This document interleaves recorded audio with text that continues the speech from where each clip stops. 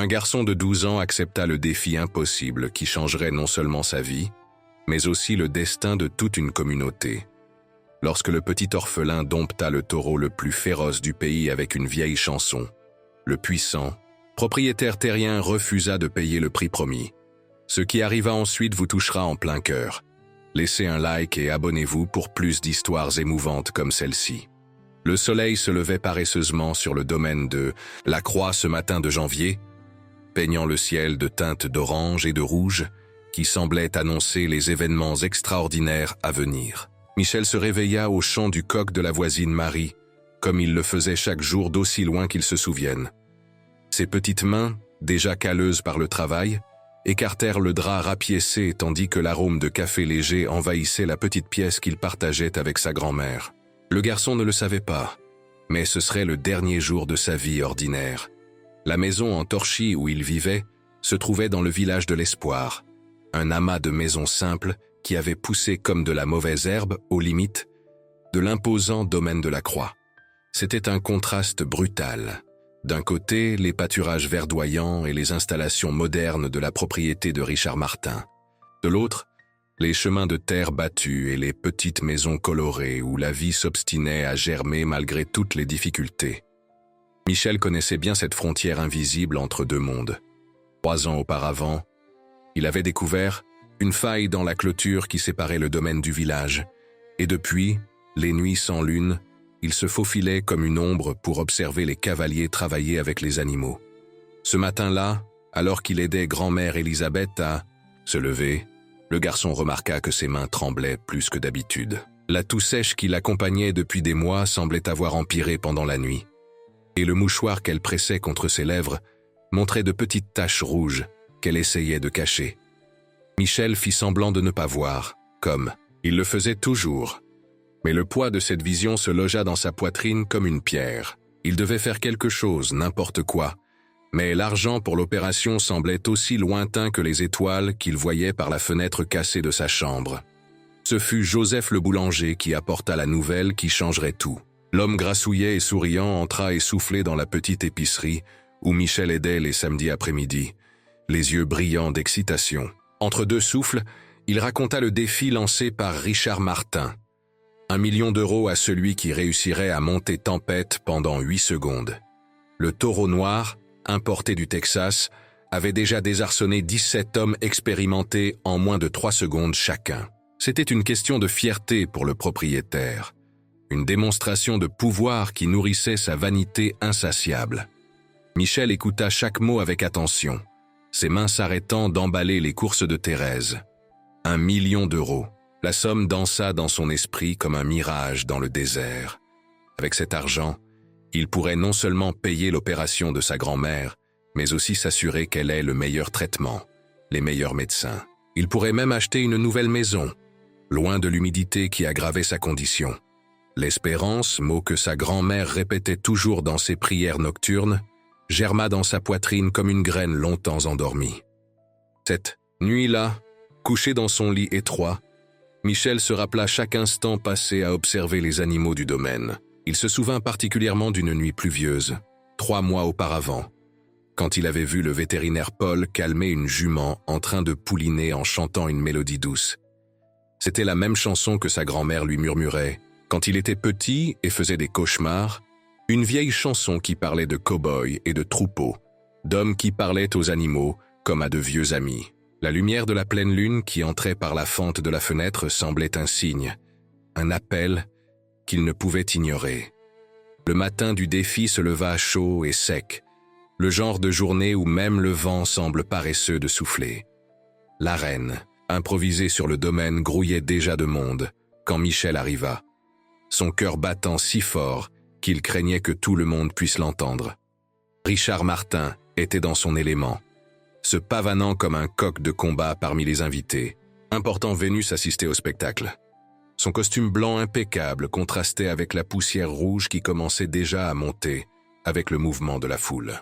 Le premier concurrent fut Jean Bras de Fer, un cavalier expérimenté qui se vantait de n'avoir jamais été désarçonné.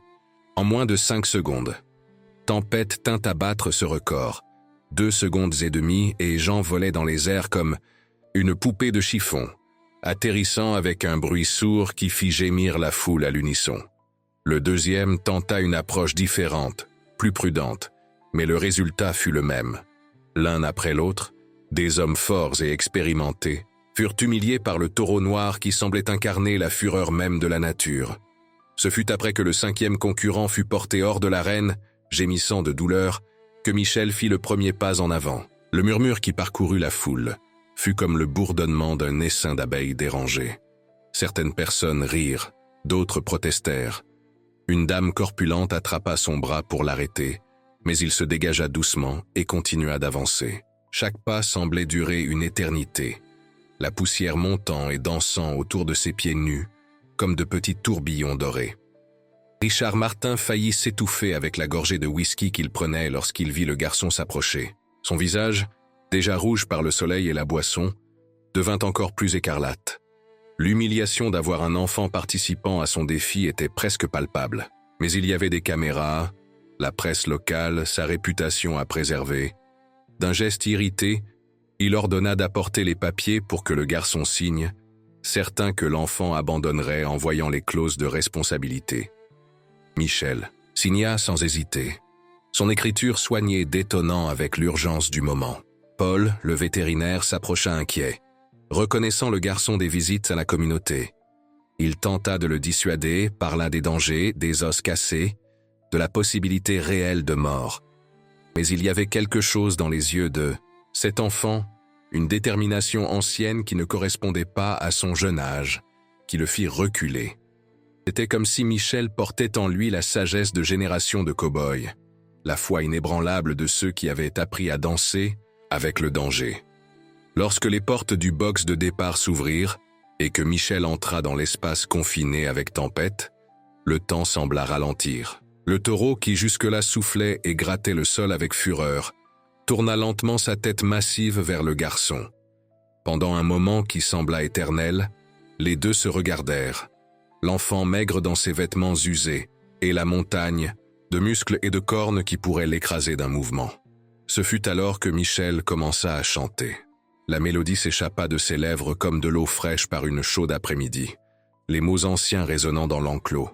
Silencieux, c'était la chanson que sa grand-mère lui avait apprise, que la grand-mère de celle-ci avait apprise de son arrière-grand-père, dans une chaîne ininterrompue, remontant au premier cow-boy qui avait défriché ses terres.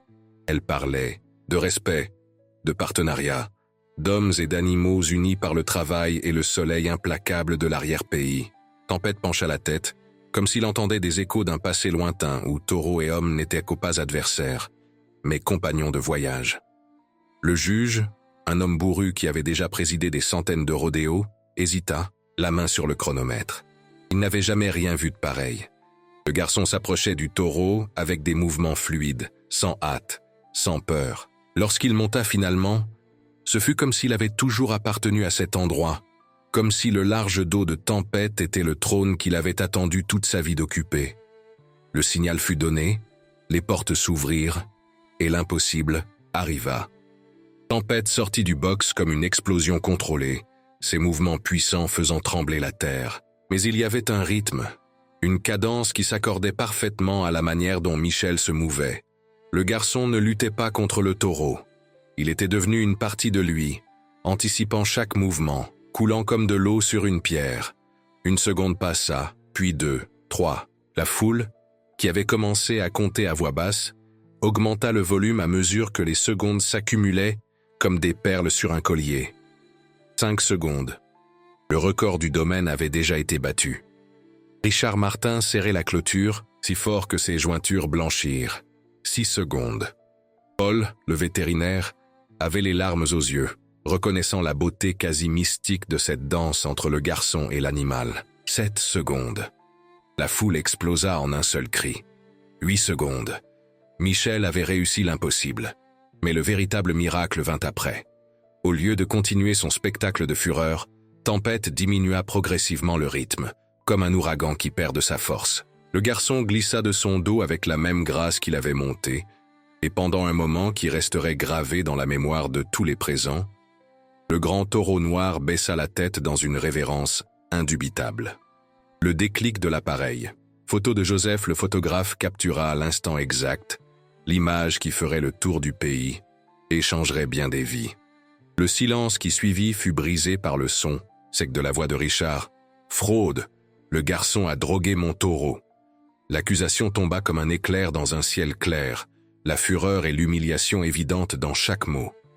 Mais Paul s'avança immédiatement, sa voix professionnelle haut, coupant les murmures croissants. Il avait lui-même examiné Tempête quelques minutes avant l'épreuve, suivant tous les protocoles. Il n'y avait aucune possibilité d'interférence. Ce qui s'était passé là était quelque chose au-delà de la compréhension commune, quelque chose qui touchait les racines les plus profondes de la relation entre l'homme et la nature. La foule commença à s'agiter, des voix s'élevant pour défendre le garçon. Clara, matriarche respectée de la communauté, fut la première à crier « Payez ce que vous devez, Richard Martin !» D'autres se joignirent au chœur, et bientôt le propriétaire se vit entouré par une vague d'indignation populaire. Son visage passa par plusieurs nuances de rouge avant qu'il ne fasse demi-tour et ne marche vers la maison principale, laissant ses contremaîtres disperser la foule. Michel rentra chez lui cet après-midi comme il était parti. À pied, les mains vides. Mais quelque chose de fondamental avait changé. La nouvelle de son exploit se répandit comme un feu de paille sèche, et avant le coucher du soleil, la petite maison en torchis était entourée de curieux. Des reporters improvisés avec leurs téléphones portables, des voisins fiers, des enfants avec des yeux brillants d'admiration. Grand-mère Élisabeth, même dans sa faiblesse, souriait comme elle ne l'avait pas fait depuis des années, la lumière de l'espérance renouvelée brillant dans ses yeux fatigués. Mais le refus de Richard d'honorer le pari jeta une ombre sur la célébration. L'homme s'enferma dans sa forteresse de béton et d'orgueil, ignorant les appels téléphoniques, les messages, les suppliques. Son avocat, un type aux lunettes épaisses et au sourire huileux, apparut le lendemain, avec un document plein de clauses, de petits caractères, alléguant que les mineurs ne pouvaient pas participer à des paris, que le défi était nul dès le départ. Ce fut Marina, fille unique de Richard, qui commença à inverser la tendance. La jeune femme de 25 ans, fraîchement diplômée en médecine vétérinaire et travaillant avec Paul à la clinique, avait assisté à tout depuis le balcon de la maison principale.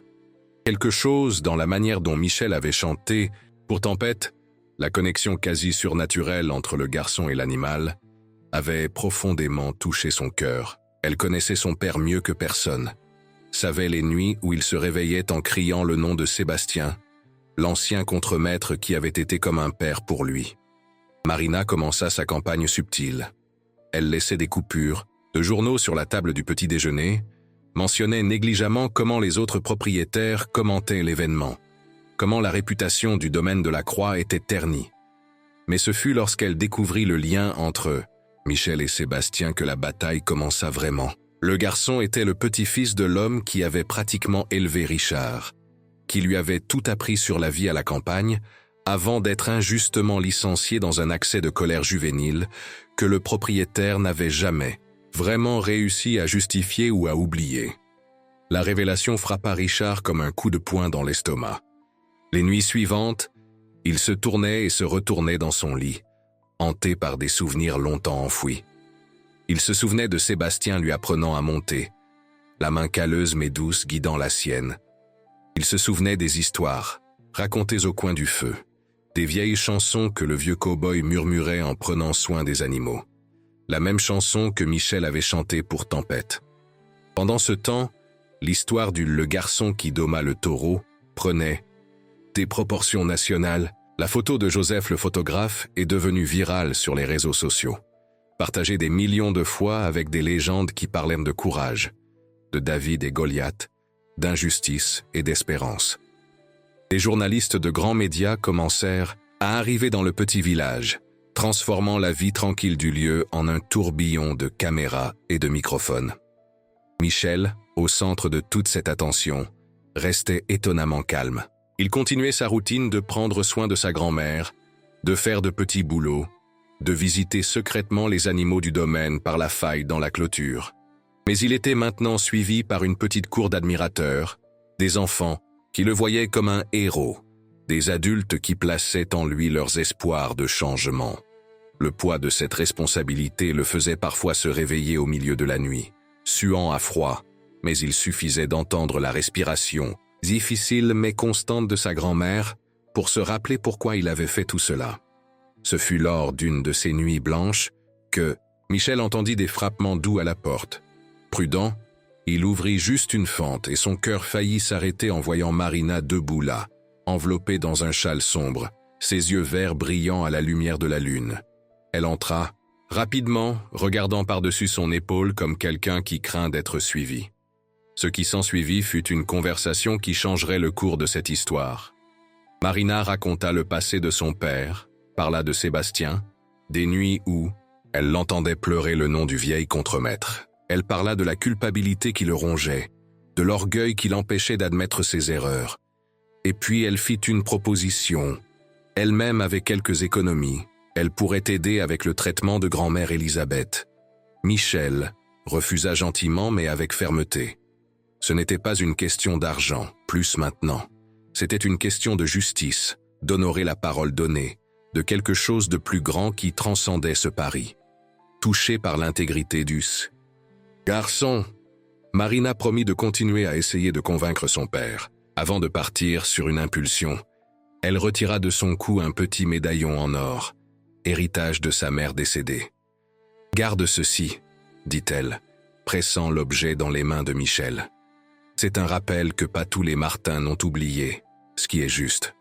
Le bref contact de leurs mains envoya un courant électrique dans le bras du garçon, qui garderait cette sensation pendant de nombreux jours. La pression sur Richard continua d'augmenter. D'autres propriétaires, inquiets pour l'image de la profession, commencèrent à prendre leur distance. Des contrats furent annulés, des réunions annulées. L'homme qui s'était toujours enorgueilli de son pouvoir et de son influence voyait son empire social s'effondrer brique par brique. Par une après-midi particulièrement chaude, après avoir perdu une affaire d'1 million parce que l'acheteur ne faisait pas affaire avec des hommes sans parole, Richard céda finalement. À Tace. Rencontre fut fixée au dimanche suivant, dans la même arène où tout avait commencé. Michel arriva accompagné de sa grand-mère, qui avait insisté pour être présente malgré sa faiblesse. Marina et Paul étaient là, ainsi qu'une bonne partie de la communauté. Richard, visiblement vieilli par les dernières semaines, semblait plus petit, comme si le poids de son orgueil blessé l'avait comprimé. Ce qui arriva alors surprit tout le monde. Au lieu de simplement remettre le chèque et partir, Richard demanda à parler. Sa voix, généralement autoritaire et rude, sonnait cassée lorsqu'il commença à raconter l'histoire de Sébastien, des enseignements qu'il avait reçus et gâchés, du repentir qu'il portait.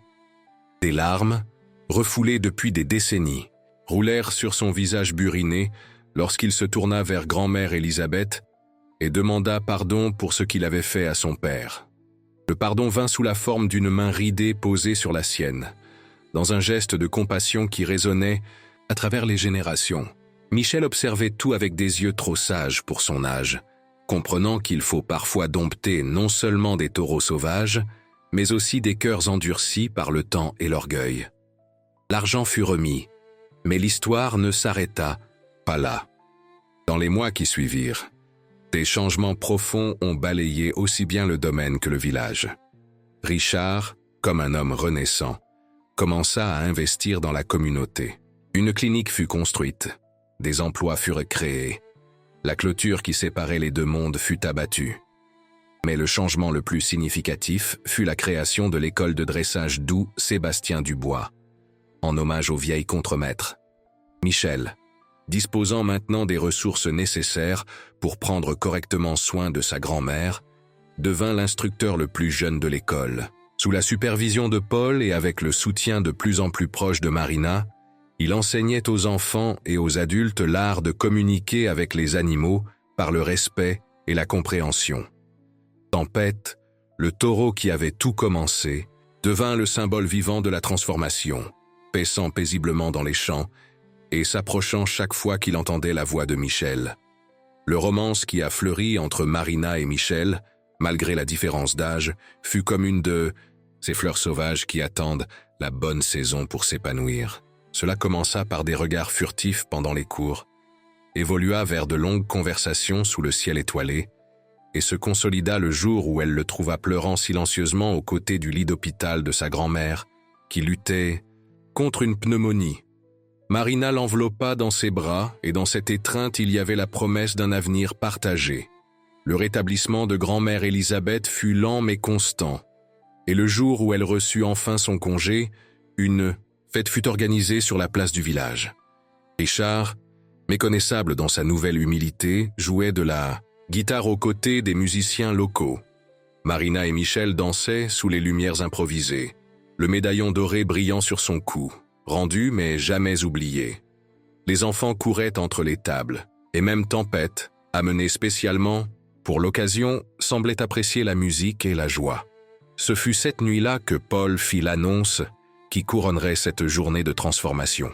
Des examens effectués sur Tempête avaient révélé quelque chose d'extraordinaire. Le taureau souffrait d'une rare condition cardiaque qui le rendait extrêmement sensible à des fréquences sonores spécifiques. La chanson que Michel avait chantée, transmise à travers des générations de cow-boys, contenait exactement les notes qui calmaient l'animal. C'était la science et la tradition entrelacées dans une danse aussi ancienne que la relation même entre l'homme et la nature. L'héritage de ce jour dans l'arène s'étendit bien au-delà des frontières du domaine de la croix. Des écoles de dressage de tout le pays commencèrent à étudier et à mettre en œuvre les techniques développées par Michel. Des chercheurs s'intéressèrent aux liens entre les chansons traditionnelles des cow-boys et le comportement animal. Mais pour le garçon qui avait osé défier un taureau et un homme puissant, la plus grande récompense ne fut ni l'argent, ni la gloire. La plus grande récompense était dans les yeux de sa grand-mère lorsqu'elle regardait les cours depuis la fenêtre de sa nouvelle maison, construite sur un terrain donné par Richard. Elle était dans la fierté discrète de Marina lorsqu'elle le voyait enseigner avec patience et sagesse. Elle était dans la main tendue de Richard lorsque, par une après-midi quelconque, il demanda à Michel de lui apprendre à chanter la vieille chanson. Elle était en chaque enfant qui apprenait que la vraie force n'est pas de dominer, mais de comprendre. Et Tempête, le grand taureau noir vécut ses jours en paix, paissant sous l'ombre des arbres en fleurs, s'approchant chaque fois que la mélodie ancienne résonnait dans les champs. Il devint une légende vivante, preuve que même les créatures les plus féroces peuvent être touchées par la gentillesse, que la lumière de la compréhension peut pénétrer même les cœurs les plus sombres. Le voyage de Michel nous enseigne que la foi, ce mot si petit mais si puissant, peut déplacer plus que des montagnes. Elle peut transformer des destins, que l'espérance, lorsqu'elle est nourrie par le courage et la détermination, peut fleurir même sur le sol le plus aride, que la lumière que nous cherchons à l'extérieur est souvent en nous, attendant juste le bon moment pour briller. Final, nous avons tous nos taureaux à dompter, nos 8 secondes de terreur et de gloire. Nous portons tous de vieilles chansons dans nos cœurs, des mélodies qui peuvent calmer les bêtes que nous rencontrons en chemin, qu'elles soient de chair et d'os ou faites de peur et d'orgueil. La question qui demeure, flottant dans l'air, comme la poussière dorée de cet après-midi qui changea tant de vies, est simple et à la fois profonde. Et vous, à quel moment laisserez-vous l'espérance fleurir dans votre désert?